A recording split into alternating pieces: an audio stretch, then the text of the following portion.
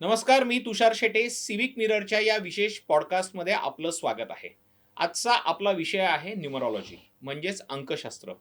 अनेकदा आपण बघतो की काही सेलिब्रिटी, काही राजकारणी, काही बिझनेसमन त्यांच्या नावाच्या अक्षरामध्ये एखाद दुसरं शब्द किंवा स्पेलिंग ॲड करतात आणि असं जाणवतं की त्यांना त्यांच्या आयुष्यात त्याचा बराच मोठा फायदा होतो.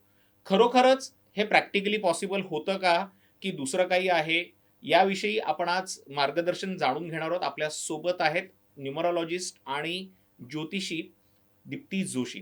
दीप्तीजी नमस्कार. थँक्यू. माझा पहिला प्रश्न आहे की न्यूमरॉलॉजी म्हणजे अंकशास्त्र हे खरोखरच नशीब बदलण्याचं साधन आहे की नशिबाला एक चांगली दिशा देण्याचं माध्यम आहे? ॲक्च्युली अंकशास्त्राविषयी बरेच गैरसमज आहेत. तर त्यातला पहिला गैरसमज असा आहे की अंकशास्त्र जे आहे पूर्ण नशीब बदलू शकतं. तर अजिबात नाही.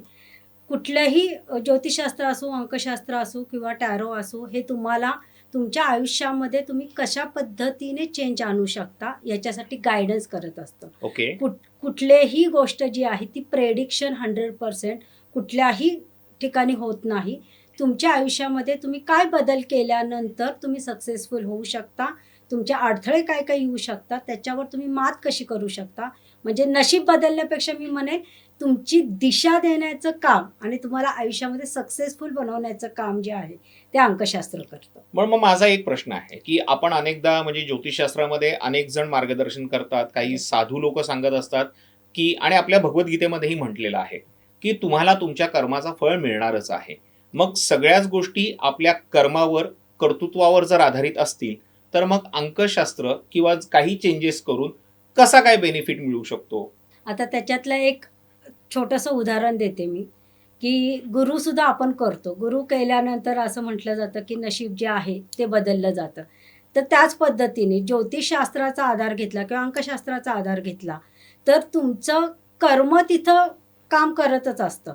पण ह्या गोष्टींनी जे पुढे तुमच्या आयुष्यामध्ये अडथळे येणार आहेत त्याच्यावर जी इंटेन्सिटी, म्हणजे तुम्हाला तुमचा ॲक्सिडेंट होणार असेल आणि तुमची जर का साधना त्या पद्धतीने असेल, तुम्ही अवेअर असाल, तर जोरात खड्ड्यात पडण्याऐवजी तुम्ही हळू खड्ड्यात पडणार आहे. म्हणजे तुम्हाला लागणारी गोष्ट जी आहे, ॲक्सिडेंट खूप जोरात झाल्यानंतर त्याच्यातून तुमचं पूर्ण ऑर्गन्स जर का डॅमेज होणार असतील तर त्याच्याऐवजी ते थोडक्यात निभावं. म्हणजे ॲक्सिडेंट तर होणार, ते तुमचं कर्म म्हणजे नशिबातच आहे. टू से दॅट की आपली फक्त घटना आहे ती घडणारच आहे, मात्र त्याची इंटेन्सिटी कमी होणार. पण हे खरंच असं म्हणजे मला आता तुमच्याकडनं, तुम्ही ज्योतिषाचा पण अभ्यास करतायत, न्यूमरॉलॉजीचाही अभ्यास करतायत, प्रॅक्टिकली बघायला गेलं तर हे दोन्ही शास्त्र आहेत आणि आजचं युग हे विज्ञानाचं युग आहे.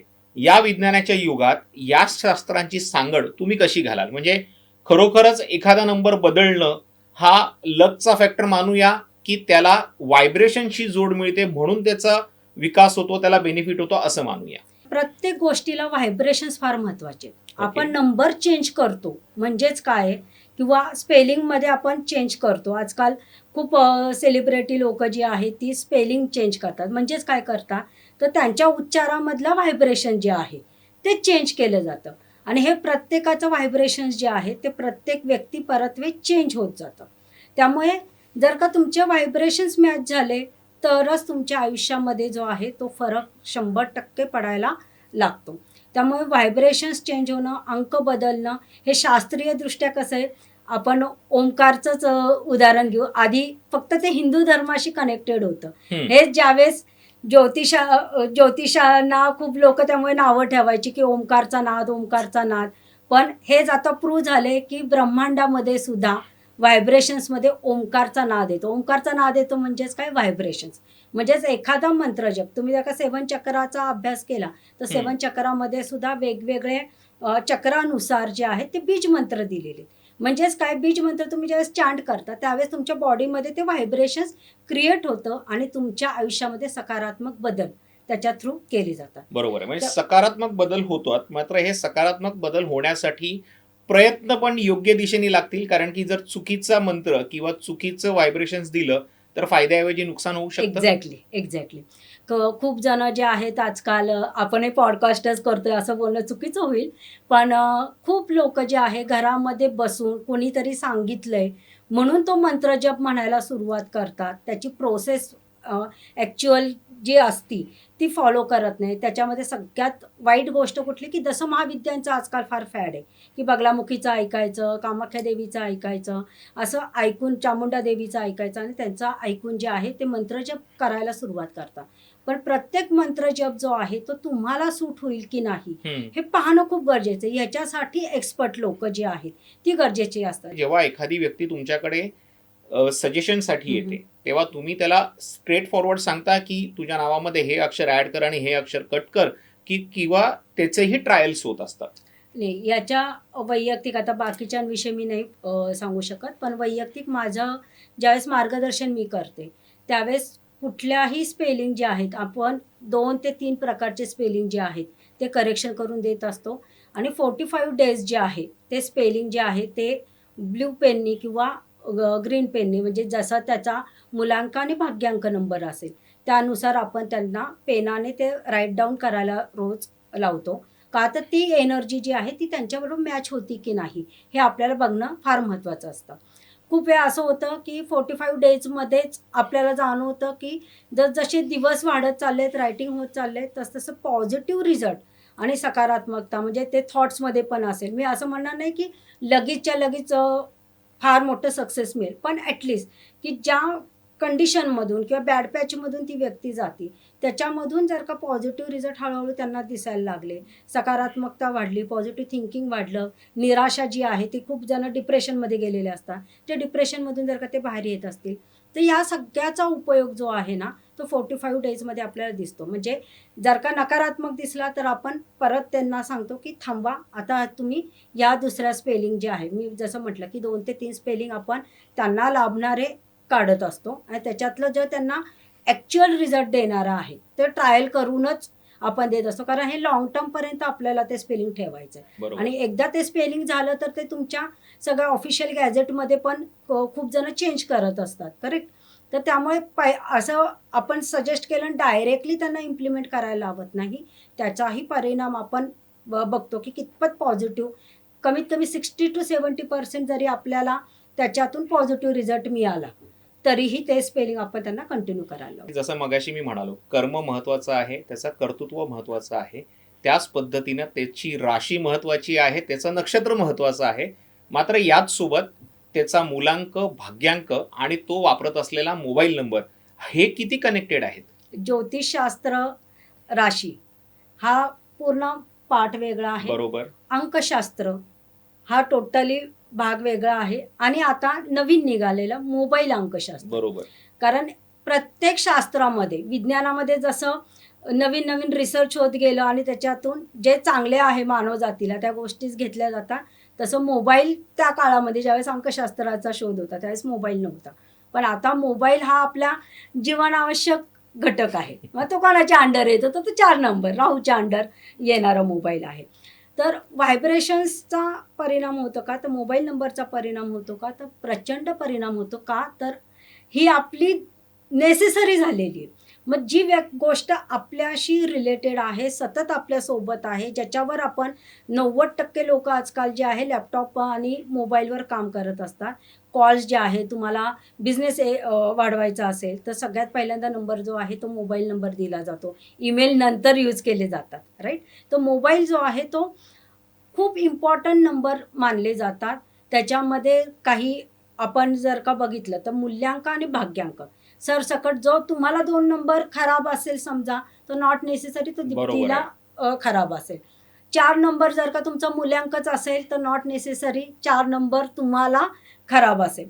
तर हे समजणं फार महत्त्वाचं आहे. म्हणून मी म्हटलं की नुसतं IQ माहितीवर मोबाईल नंबर चूज करणं चुकीचं आहे. तुमचा मूल्यांक, तुमचा भाग्यांक, परत त्याच्यामध्ये तुमची ग्रीड, की जसं ज्योतिषामध्ये कुंडली असती तशी अंकशास्त्रामध्ये ग्रीड बनवतो आपण. त्या ग्रीडमध्ये रिपीटेड नंबर कोणते आहेत आणि मिसिंग नंबर कोणते आहेत आणि मग ते आपण मोबाईलमध्ये जर का यूज केले तर त्याचे व्हायब्रेशन्स आपल्याला मिळू शकतात, पॉझिटिव्हिटी इन्क्रीज होऊ शकते. असं म्हटलं जातं की 2, 4 आणि 8 हे अंकशास्त्रातले भयंकर नंबर आहेत. म्हणजे एक नंबर राहू रूल करतोय, दुसरा नंबर शनी रूल करतोय, एक नंबर चंद्राला रिप्रेझेंट करतोय. त्यामुळे अशा सगळ्या पद्धतीमध्ये काही जणांचं म्हणणं असं आहे की तुम्हाला हे जर घेतलं तर संघर्ष येणार आहे, पण संघर्षानंतर येणारं जे सक्सेस असेल ते लॉंग टर्म असेल. पण अशा वेळेला लोक अगेन कन्फ्यूज होतात. हम्म. सो त्यांच्यासाठी काय मेसेज द्याल? कुठलाही नंबर घ्यायचा आहे तो आधी तुमचा मूल्यांक आणि भाग्यांक तपासूनच घ्या, की सरसकट वापरला तरी चालू शकतो? आता त्याच्यामध्ये 2 गोष्टी आहेत. एक की अजिबातच 4 नंबर घ्यायचा नाही, अजिबातच 8 नंबर घ्यायचा नाही त्या सिरीजमध्ये, असं करूनही चालणार नाही. कारण 4 नंबर जो आहे आत्ताचा राहूचा नंबर आहे. तर हम्म. राहू म्हणजे कलियुगातला तुम्हाला सक्सेस म्हणजे शुक्रापेक्षा सुद्धा खरंय. पैसा आणि इमिडिएट पैसा देणारा आहे. 4 नंबरची बुद्धी जी आहे, प्लॅनिंग असेल, प्लॉटिंग असेल, अप टू डेट त्यांचं जे प्लॅनिंग असतं ते कोणाकडे मिळणार नाही. आणि जर का तुम्हाला पैसा पाहिजे आणि स्टेबल पैसा पाहिजे, की तो एकदा तुम्ही प्रॉपर्टी घेतली किंवा एखादा पैसा घेतला किंवा एखादी वस्तू तुम्ही खरेदी केली तर ती परत विकली जाऊ नये. हम्म. तर हे काम सगळ्यांचा गैरसमज आहे की शनी खूप खराब आहे, 8 नंबर खूप खराब आहे. तर स्टेबल प्रॉपर्टी हम्म. देतो तर तो शनी, झटपट क्या बात मनी आहे. देतो क्या बात तो आहे. शनी आहे. त्यामुळे मी परत सांगते की तुमचा मूल्यांक, तुमचा भाग्यांक, तुमची ग्रीड, त्याच्यामध्ये रिपीटेड नंबर किती आहेत. आता ऑलरेडी जर का तुमच्या ग्रीडमध्ये 4 नंबर जो आहे तो 3-4 वेळा येऊन गेलेला आहे, सपोज 3 वेळा येऊन गेला आणि तुम्ही मोबाईल नंबरमध्ये परत तो रिपीटेड 2-3 वेळा जर का येत असेल तर डेफिनेटली तुमची प्रोग्रेस होणार नाही. अच्छा. 8 नंबर तुमचा जर का ऑलरेडी ग्रीडमध्ये 2 टाइम्स आलेला आहे आणि तो जर का मोबाईलमध्ये तुम्ही आता सिरीज आहे 88 किंवा लास्टला खूप जण 88 ठेवतात, तर हे चुकीचं आहे. मग का तर मग तुमचं स्ट्रगल जे आहे, तुमच्या लाईफमध्ये जे तुम्हाला सक्सेस पाहिजे, तुम्ही जे काम करत आहात ते सगळ्यात शेवटी ठेवतो त्याच्यामध्ये आपण. ते अडथळे तयार करणार. बरोबर. त्यामुळे हे फार महत्वाचं आहे की तुमच्या ह्याच्यामध्ये रिपीटेड किती वेळा. आता हेच तुमच्या ग्रीडमध्येच 8 नंबर नसेल, मिसिंग असेल, डेफिनेटली मोबाईलमध्ये यूज करा, कारण तो तुम्हाला प्रॉपर्टी देणार. अनेक लोक आता मोबाईलच्या सोबतच गाड्या घेताना त्यांचे पण गाड्यांचे नंबर त्यांच्या जन्मतारखांप्रमाणे किंवा या न्यूमरॉलॉजीमुळे घ्यायला लागलेले आहेत. सो हे कितपत म्हणजे सपोज आता माझ्या मोबाईल मधलं एखादी ग्रीड मला मिळत नसेल, पण ते जर मी माझ्या बाईकच्या नंबर मधनं मी कनेक्ट करण्याचा प्रयत्न केला तर मला त्याचा फायदा मिळेल? मिळतो. पण त्याच्यामध्ये परत मी सांगते की तुम्ही IQ माहितीवर किंवा आजकाल आपला जसा विषय झाला ChatGPT थ्रू जर का करायला गेला तर तुम्ही नक्कीच, कारण व्हेकल जे आहे ते शनीच्या अंडर जास्त प्रमाणात येतं. त्यामुळे शनीच्या नंबरशी रिलेटेड जर का असेल, पण आता एखाद्याचा मूल्यांकच जर का सूर्याचा नंबर असेल, 1 नंबर असेल, तर त्याला 8 नंबर तिथं घेऊन व्हेकलमध्ये चालणार नाही. सूर्य आणि शनी भांडणं होणार आणि मग ते तुम्हाला त्रासदायक होणार. म्हणून 1 नंबर ज्यांचा मूल्यांक आहे त्याला 3 चालू शकेल, 5 नंबर चालू शकेल किंवा 111 5 खूप तर जण तसा शकेल. सगळ्यांचा मित्रच आहे. हा मित्रच आहे, पण तोही जर का 3 पेक्षा जास्त प्रमाणात वापरला तर चंचलता वाढवतो, स्ट्रगल वाढवतो, एका जागी स्थिर तुम्हाला सक्सेसमध्ये मिळवून देत नाही, बिझनेसमध्ये तुम्हाला त्रासदायक ठरू शकतो. बरोबर. मॅडम मला सांगा, आता आपण हे सगळ्या नंबरवरनं बोलतोय. बोलताना आपल्या वेळेच्यात आलं की प्रत्येकाचा मूल्यांक पण बघितला जातो, मुलांक पण बघितला जातो, भाग्यांक पण बघितला जातो. तो प्रत्येकाने जर ठरवलं की माझा लकी नंबर आहे तर असा लकी नंबर ते काढू शकतात का, आणि असं काढणं हे कितपत फायद्याचं किंवा धोक्याचं ठरू शकतं? फक्त मूल्यांकन भाग्यांकावरून लकी नंबर मिळू शकतो. मी तर शक्यतो सगळ्यांना सजेस्ट करत असते की तुमचा बर्थ नंबर जो आहे तोच पहिल्यांदा तुमचा लकी नंबर म्हणून ठरवा. पण त्याच दिवशी सगळ्या गोष्टी करायच्या आहेत का? नाही. कारण मी परत सांगते की ग्रीड फार महत्वाची, जसं ज्योतिषशास्त्रामध्ये कुंडली फार महत्वाची, तसंच तुम्ही तशी- न्यूमरोस्कोपच्या बाबतीत पण तुम्ही बोलताय. म्हणजे की ग्रीड जे आपण बोलतोय ते फार महत्वाची आहे. त्याच्यावरूनच तुमचा लकी नंबर जो आहे तो ठरतो.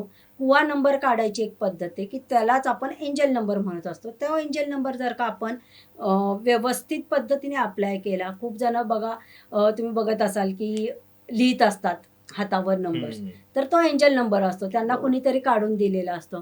पण ते व्हायब्रेशन्स परत तोच विषय की नुसतंच मी नंबर लिहितोय आणि मी कामच काही करत नाही. तर अंकशास्त्रामध्ये कर्माला ज्योतिषशास्त्रात तितकंच महत्व आहे, कारण मूल्यांक आणि भाग्यांक, मूल्यांक तुमचा 40% मानला जातो, भाग्यांक 30%, असं 70%च त्याचं वेटेज दिलेलं आहे आणि 30% जे आहे ते पूर्णपणे कर्मावर आधारित आहे.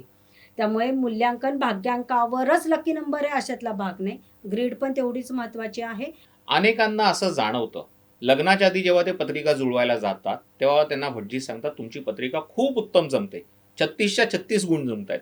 आणि नंतर लग्नानंतर 2 वर्षांनी 3 वर्षांनी भांडणं सुरू होतात आणि ती शेवटपर्यंत तशीच राहतात.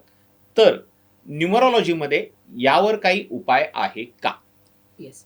जसं ज्योतिषशास्त्रामध्ये कुंडली मॅचिंग होती, तसंच अंकशास्त्रामध्ये ग्रीड मॅचिंग केले जातात. मूल्यांक, भाग्यांक आणि तुमची ग्रीड हे चेक केले जातात.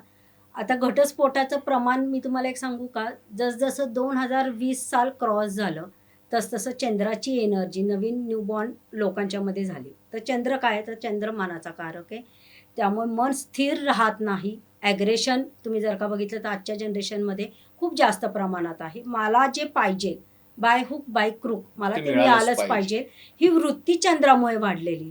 त्यामुळे माझं एक जाता सजेशन राहील की अशा लोकांनी चंद्राचा जप करणं आणि महादेवांची प्रार्थना 2000 नंतर म्हणजे जास्त करून 2002 नंतर ज्यांचा बॉर्न झालेला आहे त्यांनी महादेवांची प्रार्थना करायला सुरुवात करा. त्याने चंद्र तुमचा कंट्रोलमध्ये राहील. जसं ज्योतिषशास्त्रामध्ये महादशा आणि अंतर्दशा आहेत, बरोबर. तसंच अंकशास्त्रामध्ये जे आहेत ते महादशा आणि पर्सनल इयर आहे. तर त्याच्यातून दोघांचे आपण ज्यावेळेस पर्सनल इयर काढतो तर त्यावेळेस आपण जर का दोघांचेही त्यावेळेस वाईट प्लॅनेट चालू असतील दशामधले, तर आपण त्यांना सजेस्ट करू शकतो की हा मंत्र जप तुम्ही बरोबर. म्हणा, हे क्रिस्टल यूज करा किंवा रोज रात्री जे आहेत आपण वेगवेगळ्या क्रिस्टल्सचा फायदा करून देऊ शकतो. त्यांना घालायला लावतो. क्रिस्टल्स असतील, ब्रेसलेट्स असतील, त्याने की जर का चंद्राचीच एखाद्या नवऱ्याच्या पत्रिकेमध्ये चंद्राची चालू असेल हम्म. आणि बायकोच्या ह्याच्यामध्ये 4 नंबरची चालू असेल, तर हे कॉम्बिनेशन जास्त दिवस कॅरी होऊ शकत नाही. का तर दोघंही इगोवर गोष्टी नेणारे असू शकतात. ओके. तर तेवढ्या काळापुरतं त्यांना जर का मंत्रजप आपण दिला, क्रिस्टल्स घालायला दिले, तर त्यांचा जो ॲग्रेसिव्हनेस जो आहे तो कमी होतो. आणि आपण त्यांना स्पेसिफिक टायमिंग सांगू शकतो की एवढ्या दिवसापर्यंत तुम्ही ॲडजस्ट करा, लगेच घटस्फोटाची पर्यंत जाऊ नका, ॲडजस्ट करा. त्याच्यानंतर तुमचा काळ जो आहे तो जे ॲग्रेशन जे आहे किंवा वाईट पिरियड जो आहे तो 1.5 वर्षानंतर 2 वर्षानंतर कमी होणार आहे आणि तुमच्या लाईफमध्ये चेंजेस होणार आहे. म्हणजे आपण डायरेक्ट त्यांना घटस्फोट देण्याऐवजी या रेमेडीज आपण त्यांच्याकडून करून घेऊ बरोबर. शकतो. आता सर्रासपणे लहान मुलांच्या हातातही मोबाईल येऊ लागलेले आहेत. म्हणजे मुलगा 8 वर्षाचा 10 वर्षाचा असेल तर तो घरी एकटा असतो, त्यामुळे कम्युनिकेशन करण्यासाठी त्याच्याकडे फोन असतो. पण फोन मुलगा वापरतोय, त्याची जन्मतारीख, त्याची ग्रीड ॲब्सोल्यूट वेगळी आहे. त्याला जो नंबर घेतला जाणार आहे तो त्याच्या आईच्या किंवा वडिलांच्या नावाने घेतला जाणार आहे. मग हे कॉन्फ्लिक्ट किंवा याचं मॅचिंग जर प्रॉपर झालं तर डायरेक्टली इनडायरेक्टली त्यांना फायदा होऊ शकतो का? फायदाही होईल आणि तोटा पण होणार आहे. ओके. एक प्रत्येकाचं मी परत सांगते की 70% माणूस काही कर्म स्वतःची घेऊन आलेले, 30% तुमचे जसं वय वाढत जातं तसं तुमच्या कर्मामध्ये मागच्या जन्मीचं आणि आत्ताचं ह्या जन्मीचं ॲड ऑन होत असतं. चांगलं केलं तर ते ॲड होणार, वाईट केलं तर ते नुकसानदायक परत सुरुवात होणार. तसंच आई वडिलांच्या पोटी तो मुलगा जन्माला आलाय म्हणजे तो पण त्याचं प्रारब्ध घेऊन आले म्हणून त्यांना ते मुलबा जन्माला आले. अशा कंडिशन्समध्ये आईच्या नावावर घेतलेला असेल त्यांची ग्रेड आणि मुलाचं मूल्यांकन भाग्यांक हे मात्र जर का अपोजिट असेल तर मात्र डेफिनेटली त्या मुलाला वाईट परिणाम की अभ्यासामध्ये मन न लागणं, सक्सेस न मिळणं किंवा सतत ॲक्सिडेंट होणं. खूप अशा आपण घटना बघतोय की सध्या मुलं जी आहेत ते कंटिन्यू मोबाईलवर खरंय. राहत असतात.